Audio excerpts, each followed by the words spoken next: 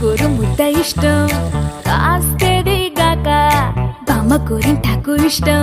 పళ్ళోకెళ్ళే వేళ రెండు చెళ్ళు అంటే ఇష్టం, బయటేసి నాక ముగ్గులేయడం ఇష్టం. కొత్త ఆవకాయ ముక్కంటే ఇష్టం, పక్క ఇంటి పూల మొక్కంటే ఇష్టం, అంతకంటే నేను అంటే నాకు ఇష్టం. కానీ ఇప్పుడు నాకు ఒకటే ఇష్టం, అది నా కోసం నువ్వు పడే కష్టం.